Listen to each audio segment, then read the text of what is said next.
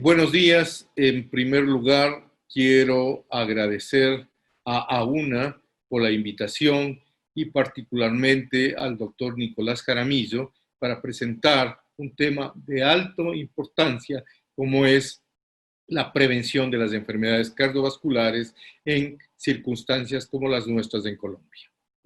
Las causas de muerte de acuerdo al nivel de ingresos del país, según los resultados del estudio PURE, demuestran que el 42% de la mortalidad en los países de ingresos medios, cual es el caso de Colombia, están relacionadas con muerte cardiovascular, 30% con cáncer, siendo las dos las más importantes. Y hay que destacar que hay una diferencia actualmente con lo que ocurre con los países de altos ingresos, donde la mortalidad cardiovascular ha disminuido hasta el 23% y se incrementa la mortalidad por cáncer. Esto es muy importante en perspectiva de poder desarrollar programas preventivos de salud pública que vayan específicamente dirigidos de acuerdo a estas diferencias que existen entre países de altos y medianos ingresos. Las principales causas para enfermedad cardiovascular también se diferencian de acuerdo a sus fracciones atribuidas poblacionales entre los países de altos ingresos, de ingresos medios o de ingresos bajos. Miren, en países de ingresos medios como en Colombia, la hipertensión es la primera causa de fracción atribuible poblacional para enfermedad cardiovascular, seguida de baja educación, uso de tabaco, polución del aire en casa, obesidad abdominal, HDL colesterol, no HDL colesterol elevado, dieta pobre, diabetes, baja fuerza prensil y baja actividad física son las 10 principales factores de riesgo que se relacionan con la presencia de enfermedad cardiovascular. Y de igual manera, los 10 factores de riesgo para muerte, dada su fracción atribuida poblacional, en los países de ingresos medios están relacionados con hipertensión, tabaco, baja educación, baja fuerza prensil, una dieta pobre, obesidad abdominal, diabetes, baja actividad física, depresión y polución del aire. Es decir, claramente hay diferencias con lo que ocurre en los países de altos ingresos y con lo que ocurre en los países de bajos ingresos. Por consiguiente, si queremos enfrentar la prevención cardiovascular, debemos considerar estas diferencias, como debemos considerar también el hecho de que hay algunas acciones que pueden ser emprendidas desde el punto de vista preventivo por el sector salud, pero hay otras acciones que necesitan obligatoriamente la participación de todos los actores sociales, pues tienen que ver más con los determinantes sociales de la enfermedad que con alteraciones fisiopatológicas. Esto es importante, por ejemplo, en términos de hablar de la educación bajo nivel, ¿cierto? O la contaminación ambiental, especialmente dentro de casa por la utilización de combustibles sólidos.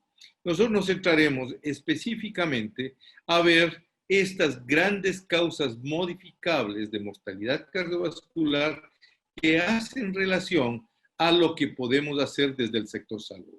Y estas son el control del tabaquismo, de la hipertensión arterial y de la dislipidemia, como lo hemos discutido recientemente en este editorial de la revista española de cardiología que nos invitó a que precisamente viéramos y discutiéramos sobre la realidad del riesgo cardiovascular en Iberoamérica. Y el problema está aquí. El principal factor que veíamos está asociada con el 26% de la fracción atribuible poblacional es la hipertensión. Y en el estudio PURE, en Sudamérica, tuvimos 10.937 individuos hipertensos, de los cuales el 57% tenía conciencia de que era hipertenso. Apenas el 52% de los hipertensos recibía algún tipo de tratamiento, pero la presión arterial en menos de 140/90, para decir que estaban controlados, solo lo presentaba el 18.8% de los pacientes hipertensos. Y lo que es más grave, de los individuos que recibían tratamiento prescrito por médicos, apenas del 35% habían alcanzado el adecuado control de hipertensión. Así que ahí tenemos un problema serio que tenemos que enfrentar si queremos hacer una adecuada prevención cardiovascular. Específicamente para Colombia, aquí tienen ustedes los datos de Colombia divididos por departamentos. Les recuerdo que el estudio que hubo en Colombia incluyó 11 departamentos, departamentos que de acuerdo a las necesidades no satisfechas, las pudimos clasificar en países de altas necesidades no satisfechas, intermediadas o bajas. Y miren ustedes que la prevalencia es más o menos similar, alcanza alrededor del 37% en general en Colombia, siendo obviamente más baja en los países que tienen menores necesidades insatisfechas, es decir, en los departamentos que tienen una mejor situación socioeconómica a nivel de Colombia. Sin embargo, miren ustedes que el nivel de conciencia es bastante menor en aquellos que tienen mayores problemas en términos de necesidades insatisfechas, ¿cierto? Al igual que el nivel de tratamiento. Y el control en los tres niveles socioeconómicos es igualmente bajo, alcanzando apenas el 18%. Si anexamos a esto que el problema de la prevalencia de la dislipidemia en Colombia, según el estudio CURE también, alcanza niveles tan altos como del 75% de los individuos estudiados, de los 7.500 individuos estudiados, el 75% tenía los niveles de HDL no colesterol elevados. Esto es una situación, entonces, que refuerza la propuesta de que efectivamente, si queremos establecer un adecuado control del riesgo cardiovascular a través de medidas preventivas, deberemos intervenir sobre tabaquismo, hipertensión y dislipidemia, como mostrado en esta gráfica tan dramática. Y en ese sentido, es muy importante los resultados que obtuvimos del estudio HOPE-3. Este ensayo clínico que a nivel mundial incluyó 228 centros, que estuvo coordinado por el Instituto de Salud Poblacional de Canadá, y aquí en Colombia lo coordinamos nosotros desde la FOSCAL, y la participación colombiana fue tan importante que en este estudio de prevención primaria, que fue el primero en demostrar que es posible esa prevención y que, hecho anecdótico, se publicaron los 3 artículos en el mismo número de New England, en los cuales hubo 2 autores colombianos en cada uno de los artículos, mostró claramente en este estudio, cuyos objetivos fueron que en una población sin enfermedad cardiovascular de riesgo moderado, evaluamos el efecto de los eventos cardiovasculares, de disminuir la presión sanguínea con una combinación a dosis fija de candesartán 16 miligramos e hidroclorotiazida 12.5 miligramos diarios, de disminuir el colesterol con rosuvastatina a mitad de la dosis máxima 10 miligramos diarios, y el efecto de la combinación de los dos antihipertensivos y la estatina en la disminución de los dos factores de riesgo. Vale la pena destacar que este estudio clínico, las intervenciones fueron implementadas junto con las recomendaciones individualizadas de cambios en los hábitos de vida, que era una población de riesgo moderado. Fueron mujeres mayores de 60 años y hombres mayores de 55 años con al menos uno de los siguientes factores de riesgo: aumentada relación cintura-cadera en hombres 0.9 y mujeres 0.84, fumadores con un nivel de HDL bajo, menos de 40 o 50, dependiendo de hombres o mujeres, disglucémicos con 100 entre 125 miligramos de glucosa sanguínea, disfunción renal moderada, historia familiar de enfermedad coronaria. Se excluyeron a quienes tuvieron indicaciones o contraindicaciones para los medicamentos del estudio, y no existieron criterios estrictos de ingreso por niveles de presión sanguínea o LDL colesterol. ¿Qué es lo que se demostró en este diseño factorial 2 por 2, donde se incluyeron 12.700 individuos que fueron randomizados de los 14.600 que entraron en un periodo activo de Runin, recibieron candesartán 16 más hidroclorotiazida, 6.356 individuos, placebo otros 6.000, rosuvastatina 10 miligramos 6.000, placebo de rosuvastatina 6.300, y hubo individuos que recibieron candesartán hidroclorotiazina más rosuvastatina, ¿cierto? 3.180, más aquellos que recibieron doble placebo, 3.168.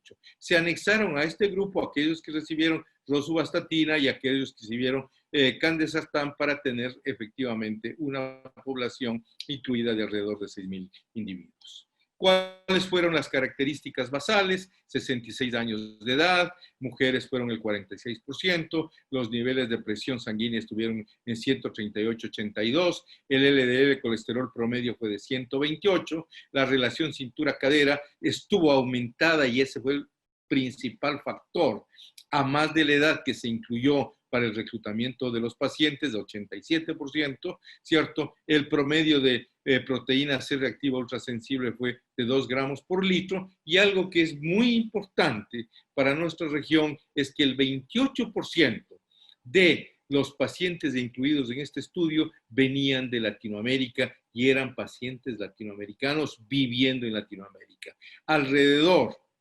del 19% de estos pacientes vinieron de Colombia y Ecuador.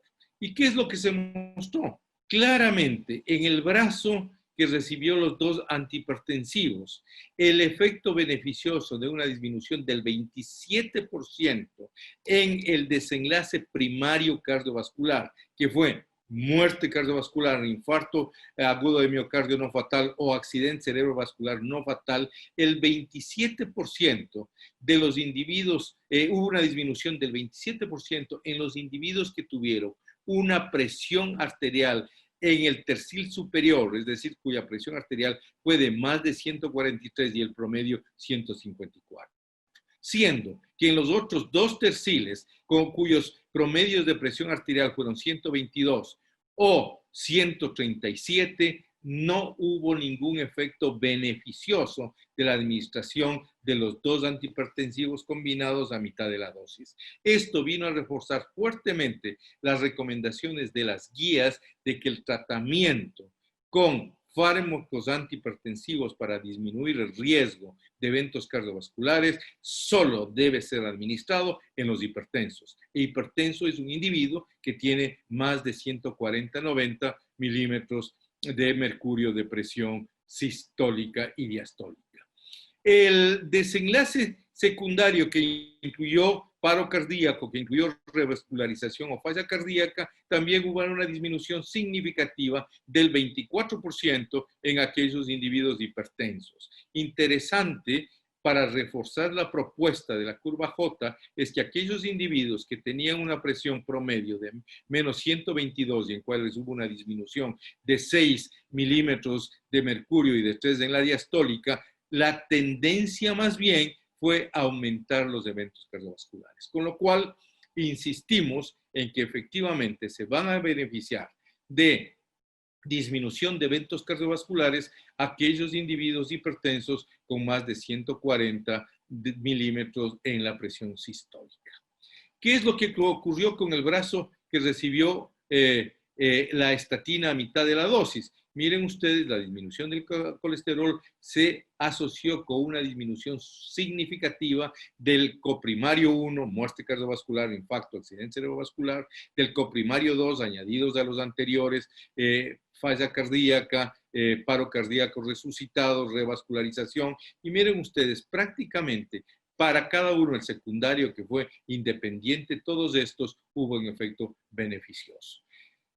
Cuando fuimos a analizar qué es lo que ocurría en el combo, es decir, en los individuos que recibieron tanto los dos antihipertensivos como la estatina a mitad de la dosis, hubo una disminución en la población total del 28% de eventos cardiovasculares, siendo que el brazo con rosuvastatina tenía una disminución del 26%, mientras el brazo con el problema de recibir 2 antihipertensivos no se beneficiaba sino solo un 6%. Lo interesante es que en aquellos individuos que recibieron estatina, no por los niveles de LDL colesterol, sino por el riesgo, y que eran hipertensos, la administración de los 2 antihipertensivos más la estatina a mitad de la dosis produjo una reducción en el riesgo relativo del 40%. Es decir, esto demostrando claramente cómo sí es posible la prevención cardiovascular primaria. A seguir, pues en este estudio, el HOP4, el anterior fue el estudio HOP3, aquí tienen este estudio, es un ensayo clínico controlado, randomizado, de grupos paralelos, 30 comunidades urbanas y rurales de Colombia y Malasia, que fueron randomizadas a cuidado usual o a un programa de detección de riesgo de enfermedad cardiovascular. Ya les voy a indicar qué acciones emprendimos, y se incluyeron pacientes hipertensos mayores de 50 años con nuevo diagnóstico o que tenían su hipertensión no controlada, es decir, en más de 140 milímetros de mercurio. ¿Qué es lo que mostramos a través del estudio de tipo cualitativo para identificar barreras de intervenciones? Lo primero que vimos es que existen barreras en el paciente, como son sus conocimientos, creencias conflictivas, a más de señalar ellos de los altos costos que significa la atención en el servicio de salud colombiano, las dificultades de la implementación de los planes de tratamiento. Para los prestadores de salud, el problema radica en el tiempo y los recursos limitados que tienen los médicos, en la inercia terapéutica y en el uso bajo de más de 2 antihipertensivos y estatina. Y del sistema de salud, ciertamente los cuidados fragmentados, la disponibilidad y acceso a medicinas limitadas y los costos en el transporte y en el acceso a los servicios. De frente a estas barreras que pudieron ser identificadas, entonces realizamos la intervención, que fue un trabajo compartido de los médicos con trabajadores de la salud no médicos, ¿cierto?, para la identificación y tratamiento de la hipertensión y factores de riesgo basados en la comunidad, en la utilización de tabletas electrónicas por parte de este personal que fueron auxiliares de enfermería, con algoritmos de manejo simplificados y de recomendaciones de hábitos de vida, y que estuvieron supervisados por médicos de atención primaria. La provisión de medicamentos cardiovasculares gratis, ¿cierto? Como fue el administrar gratuitamente una combinación de 2 antihipertensivos y una estatina, como fue rosuvastatina 10 miligramos. Y aumentando la adherencia a través de los soportes del tratamiento con familiares y amigos. El tratamiento estandarizado gratuito para Colombia consistió de una dosis de candesartán 16 miligramos más amlodipino, ¿cierto?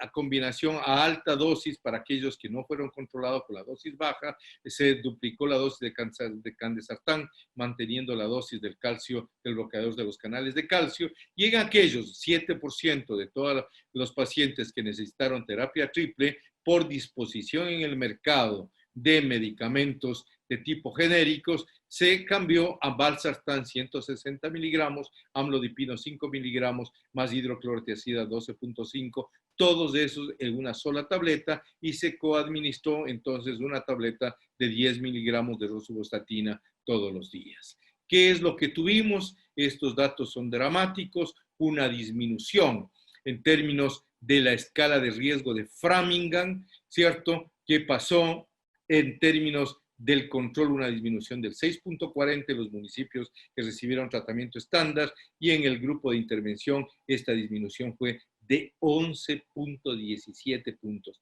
Una clara diferencia significativa en 4.78 puntos de disminución del riesgo de la escala de Framingham, una significativa disminución con relación a los municipios que recibieron tratamiento estándar de 15.82 miligramos, ¿cierto? La presión sistólica, una disminución de 11.4 con relación al tratamiento estándar, de 4 milímetros de la diastólica, y algo que es impresionante, logramos el control en el grupo intervenido del 70% de los individuos hipertensos, cosa que no ha sido fácil de lograr en programas que han tenido resultados muy importantes, como el Kaiser Permanente, que llegó a cerca del 80%, pero luego de más de 7 años de implementado, o el estudio de la Liga de Hipertensión en el Canadá, que alcanzó una cifra igual al 70%, pero luego de más de 10 años de intervención. Nosotros con esta estrategia logramos en un año alcanzar el control en el 70% de los pacientes hipertensos. Por lo tanto, las implicaciones clínicas de HOP4 para la prevención cardiovascular primaria en Latinoamérica, ¿cierto? La administración de terapia antihipertensiva combinada a dosis fija disminuye los eventos cardiovasculares en 27% en pacientes hipertensos. En personas de riesgo moderado, las estatinas disminuyen los eventos cardiovasculares en 30% en personas de riesgo moderado. La combinación de estatinas más dosis hipertensivos a dosis fija lleva a una reducción del 40% de los eventos cardiovasculares en pacientes hipertensos. En pacientes hipertensos, el tratamiento estandarizado con libre acceso y con seguimiento en casa a través de auxiliares de enfermería permitió controlar al 80% de los pacientes y disminuir en 11.7% el puntaje de riesgo de la escala de Framingham en un año. Así que si queremos implementar prevención cardiovascular, aquí ustedes tienen un muy buen modelo para poder ser implementado. Finalmente, para terminar en estos últimos 5 minutos, déjenme decirles que otro de los factores es la diabetes, ¿cierto? Miren ustedes cómo incrementa los niveles de glucosa, incrementan los desenlaces cardiovasculares, ¿cierto? En nuestra población el problema no solo está asociado a diabetes, sino a prediabetes, es decir, a niveles de glucosa entre 100 y 125. Miren ustedes, de los individuos que tuvieron un primer infarto agudo de miocardio, el 30% eran prediabéticos. Con el infarto, una vez estabilizado la función cardiovascular, 20% se les diagnosticó de diabetes y eran diabéticos conocidos el 20%. Y miren ustedes que en el seguimiento, la tasa de supervivencia con relación a aquellos que eran normoglicémicos en los 3 casos fue similar. Es decir, tanto la prediabetes como la diabetes de reciente diagnóstico o la diabetes antigua tienen a lo largo del tiempo, al final de 3 años, prácticamente un mismo nivel de supervivencia. Por lo tanto, el tratar a la prediabetes y a la diabetes va a tener un efecto positivo. Aquí tienen ustedes la demostración última de cómo nuevos medicamentos, como son los agonistas del receptor de GLP-1 y los inhibidores del cotransportador sodio-glucosa, disminuyen la mortalidad, pero en apenas el 12%, ¿cierto? En este metaanálisis de los medicamentos agonistas del receptor de GLP-1, en cambio con los inhibidores del cotransportador, ustedes tienen también una disminución del 12% en los 2 casos. Es decir, se mantiene aquello de que hay otras medidas, como por ejemplo el evitar la pérdida de masa muscular, ¿cierto? A través de la implementación de ejercicio de resistencia, ustedes tienen una disminución del compuesto de infarto, accidente cerebrovascular, muerte cardiovascular al incrementar un solo kilogramo, prácticamente semejante a lo que se puede tener una disminución aquí del 9% por cada kilogramo de incremento y en las mujeres una disminución de hasta el 24%. Aquí en esta gráfica mostrando cómo la pérdida de la masa muscular es la que se asocia en los pacientes diabéticos con un mayor riesgo, tanto en hombres como en mujeres, de presentar eventos cardiovasculares. Por consiguiente, también hay que considerar este tipo de intervenciones. Finalmente, recordar que el problema de la prevención cardiovascular es un problema de controlar en su conjunto todos los factores combinados. Aquí ustedes tienen los datos de Global Burden de factores metabólicos, ¿cierto? Y vean ustedes cómo la presencia de los 4, presión alta, colesterol elevado, glucosa elevada y obesidad son los que explican esta enorme diferencia en términos de la mortalidad, más cada uno separado. Por consiguiente, y esto nos demostró muy temprano el estudio Steno, si ustedes implementan conjuntamente medidas de consumo nutricional, una dieta apropiada, actividad física, más los medicamentos apropiados, ustedes van a tener una disminución significativa de hasta el 53% de enfermedad cardiovascular y de las complicaciones microvasculares. Pero, insisto, aquí en el esteno, lo más importante, las diferencias más importantes entre el grupo de terapia intensiva y el grupo de terapia convencional se dio precisamente por el control del colesterol y el control de la presión sistólica. Así que un programa para esto debería utilizar el modelo que yo les he contado. Y desde luego, ciertamente, el papel fundamental que tiene la nutrición en todo el problema y que ahora solo les dejo las referencias bibliográficas de las que soportan estas recomendaciones nutricionales que hemos dado a través del Consenso Latinoamericano de Manejo del Paciente Hipertenso Diabético, donde ustedes pueden ver que el problema más importante nutricional está asociado no con el consumo de grasas, sino más bien con el alto consumo de hidratos de carbono procesados o ultraprocesados. Por eso recomendamos una dieta saludable, isocalórica, balanceada, con 50 y al 55% de energía, proveniente de carbohidratos naturales, del 20 al 25% de consumo de proteínas animales y vegetales y del 20 al 30% de consumo de grasas, manteniendo una relación 1 a 1 a 1 entre grasa saturada, monoinsaturada y poliinsaturada. Como no tengo más tiempo para profundizar en estas recomendaciones, les dejo ahí la serie de publicaciones que hemos realizado que soportan estas recomendaciones. Muchas gracias por su atención. Aquí estamos en Bucaramanga. Este es el Centro Integral para la Prevención de Enfermedades Cardiometabólicas de la FOSUNAB, donde estamos a sus órdenes. Muchas gracias por la atención. Buenos días.